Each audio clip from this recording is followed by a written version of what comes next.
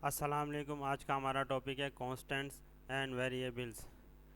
A constant is a value that can not be altered by the program during execution.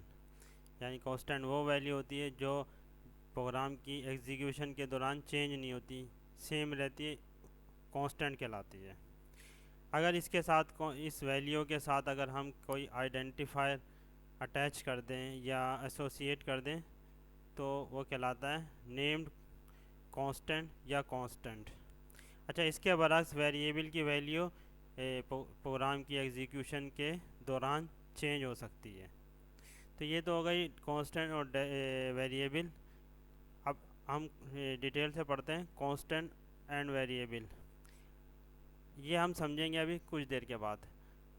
A constant is a data item whose value can not change during the program execution, thus as it name implies the value is constant. यानी constant की वो value होती है जो कि during program की execution के दौरान चेंज नहीं होती। अच्छा, कांस्टेंट की दो टाइप्स होती हैं, लिटरल कांस्टेंट और डिफाइंड कांस्टेंट। तो खाली वैल्यू होती है, मिसाल के तौर पर 21, 12 पॉइंट, ये 34, ए हेलो वर्ल्ड, फॉल्स, ये सारे लिटरल कांस्टेंट की जो एग्जाम्पल हैं।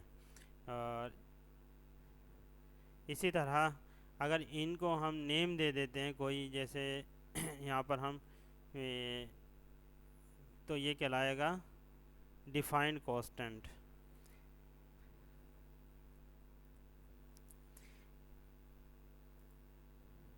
यहाँ पर हम देखते हैं 50, ये एक वैल्यू है, इसको हम कहेंगे लिटरल कांस्टेंट। अगर हम जहाँ पर भी कोड लिखते हैं, सोर्स कोड टाइप करते हैं, सिर्फ हम 50 टाइप कर देंगे तो ये ड्यूरिंग एग्जीक्यूशन चेंज नहीं होगी, सेम रहेगी 50। जहाँ जहाँ पर जहाँ जहाँ भी 50 लिखा होगा वो सेम रहेगी।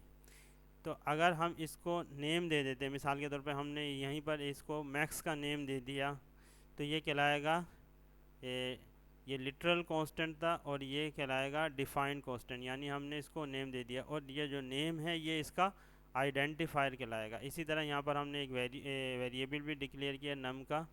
तो ये नम का जो नेम है, नम और मैक्स दोनों आइडेंटिफायर है। ये वेरिएबल का आइडेंटिफायर है और ये मैक्स का ये जो कांस्टेंट का आइडेंटिफायर है। इसी तरह हम कांस्टेंट को, लिटरल कांस्टेंट जो सिंपल एक वैल्यू होती है, इसके बरक्स जो डिफाइंड कांस्टेंट होते हैं उसको दो तरह से हम डिफाइन कर सकते हैं। एक तो हम जो भी वैल्यू होगी उसको नेम देकर कॉन्स्ट के कीवर्ड इस्तेमाल कर सकते हैं, और दूसरा उसको हम मैक्रो के तौर पर इस्तेमाल कर सकते हैं, जैसे कि यहाँ पर डिफाइन लिखा गया हैश डिफाइन की, और फिर उसके बाद इसको वैल्यू नेम दिया पाई का, कैपिटल पी आई, और फिर इसकी वैल्यू दी है हमने यहाँ पर डिफ़ाइन कर दी है। जहाँ जहाँ भी पाई का हम इस्तेमाल करेंगे वहाँ पर ये ये वैल्यू पुट कर देगा। तो इस यहाँ पर हमने डिफाइन कांस्टेंट को दो तरह से इस्तेमाल किया। एक तो कांस्टेंट के कीवर्ड के साथ, फिर ये आ जाता है इसकी डेटा टाइप, क्योंकि ये डेसिमल में वैल्यू है तो डेटा टाइप इसकी फ्लोट है, और यहाँ पर इसका नेम है। और दूसरा क्या है, हैश के साथ हम इस्तेमाल करते हैं इसका मैक्रो बनाकर प्रोग्राम के जहाँ पर प्री प्रोसेसर डायरेक्टिव को डिफ़ाइन करते हैं, इंक्लूड करवाते हैं, वहाँ पर हम इसके मैक्रो को भी डिफ़ाइन कर देंगे। तो ये दो तरह से कांस्टेंट, डिफाइन कांस्टेंट को हम इस्तेमाल कर सकते हैं। अच्छा, इसके आगे हम देखते हैं variable. A variable is the memory location that can hold a value. यानी वेरिएबल एक मेमोरी लोकेशन होती है जो वैल्यू को होल्ड करती है। This value can change during the program execution. और ये वैल्यू चेंज हो सकती है प्रोग्राम एग्जीक्यूशन के दौरान। It does not remain constant. यानी ये एक जैसी नहीं रहेगी, सेम नहीं रहेगी, बल्कि ड्यूरिंग प्रोग्राम चेंज हो सकती है। फॉर एग्जांपल अकेला, अच्छा इसमें यहाँ पर इसको कांस्टेंट और वेरिएबल के दरमियान डिफरेंस बताया गया एक एग्जांपल से। तो यहाँ पर बताया गया कि अगर एक क्लास है उसमें स्टूडेंट की जो सीटिंग कैपेसिटी है 20, तो ये कैपेसिटी कांस्टेंट होगी, फिक्स्ड है क्योंकि ये, तो ये कांस्टेंट कहलाएगी। और इसी तरह स्टूडेंट की अटेंडेंस अटेंडेंस जो है वो वेरिएबल है, किसी दिन 20 भी आ सकते हैं, 19 हो सकते हैं, 17 हो सकते हैं, 15 हो सकते हैं, 10 हो सकते हैं, ये तो सेम नहीं रहेगी, ये चेंज हो सकती है। तो ये वेरिएबल कहलाएगी स्टूडेंट की अटेंडेंस। और इसके बरक्स जो सीटिंग कैपेसिटी है स्टूडेंट्स की क्लासरूम में वो 20 है, ये फिक्स्ड है, इसलिए ये कांस्टेंट कहलाएगी। तो इस यहाँ पर ये एग्जाम्पल से इसको समझाया गया है। यहाँ पर हमने एक वेरिएबल डिक्लेयर किया। जैसे ही हमने वेरिएबल डिक्लेयर किया, कंपाइलर ने आपके ऑपरेटिंग सिस्टम ने एक रैम में, ये रैम का हमने एक पीस दिखाया है एग्जाम्पल के तौर पर। तो ये रैम है, इसमें 4 बाइट को रिज़र्व कर दिया है। ये जो 4 बाइट का पोर्शन है 1 2 3 4, तो ये 4 बाइट को रिज़र्व कर दिया, ये ब्लैंक है और इसमें कोई भी वैल्यू आ सकती है। यहाँ पर हम देखते हैं कि यहाँ पर हमने 55 यहाँ पर सेट किया तो 55 हो गई। इसके अलावा जो भी वैल्यू प्रोग्राम की जो इंस्ट्रक्शन होती है उसके मुताबिक यहाँ पर वैल्यू चेंज हो सकती है, तो इसलिए ये वेरिएबल कहलाता है। और यहाँ पर देखें, यहाँ पर मैक्स 50 है, ये थ्रू आउट प्रोग्राम की एग्जीक्यूशन में 50 ही रहेगी। और जबकि ये वैल्यू, ये वेरिएबल है, ये चेंज हो सकती है। ये प्रोग्राम की इंस्ट्रक्शन और यूज़र की इनपुट पर डिपेंड करता है कि यहाँ पर नम की वैल्यू क्या होगी। अच्छा, यहाँ पर बताया गया है कि variable do not require to be assign initial value, यानी ज़रूरी नहीं है कि वेरिएबल में इनिशियल वैल्यू कोई असाइन की जाए। जैसे कि हमने ब्लैंक छोड़ दिया था नम की वैल्यू को वहाँ जब इसको डिक्लेयर किया था, और एक एग्जांपल में हमने 55 को उसमें असाइन कर दिया था। ज़रूरी नहीं है, कर भी सकते हैं, लेकिन ये ज़रूरी नहीं है कि असाइन करना ज़रूरी है।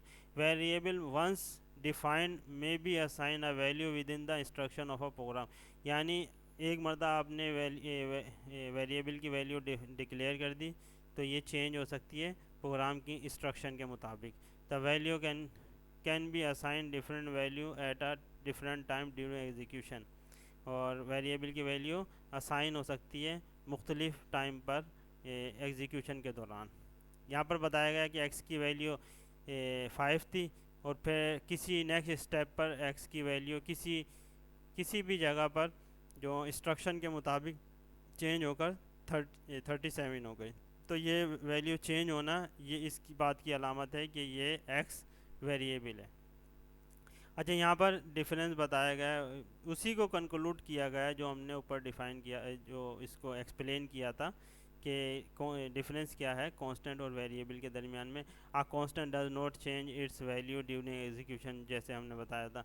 आ variable on the other hand change its value depending on the instruction, यानी प्रोग्राम की इंस्ट्रक्शन पर डिपेंड करता है वेरिएबल की वैल्यू क्या होगी और चेंज हो सकती है। जो कि constant are usually written in the number and may be defined in identifier, यानी कांस्टेंट को हम एक नंबर के तौर पर, वैल्यू के तौर पर भी पुट कर सकते हैं, टाइप कर सकते हैं प्रोग्राम में अपने सोर्स कोड में, या उसको एक नेम देके और उसको फिक्स करके भी इस्तेमाल कर सकते हैं आइडेंटिफायर देकर।